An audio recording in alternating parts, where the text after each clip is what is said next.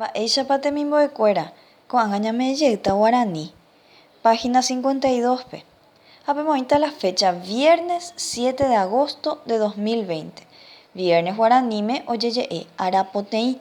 Viernes en guaraní se dice arapoteĩ. Y vamos a aprender palabras nuevas. Aikuaave ñe'ẽ guaraníme. Incorporo palabras a mi vocabulario. A las palabras que ya estaba conociendo le vamos a agregar otras nuevas. Dice, repito con la maestra. Ha'e boejarandive.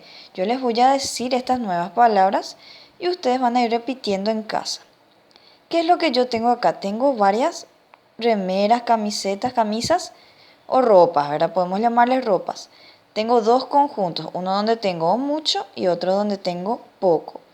Ropa en guaraní se dice ao, por eso yo ya escribí acá, ao. Cuando yo tengo mucho, algo, cualquier cosa, mucho en guaraní es jeta. Repitan, jeta. Mucho es jeta. Puedo decir, acá tengo mucha ropa. Ape areco jeta ao. Jeta ao. Cuando tengo poco, en cambio, voy a decir mbovy. Areco mbovy ao.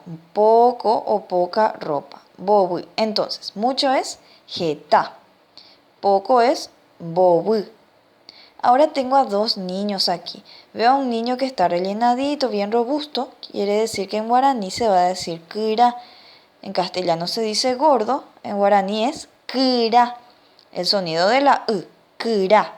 En cambio, los que son flaquitos, delgaditos, el flaco se dice pirú.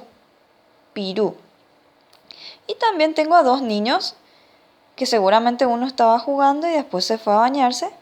Cuando se está bañando, cuando uno está limpio, en guaraní se dice potí. En cambio, si estoy sucio, se dice k'a.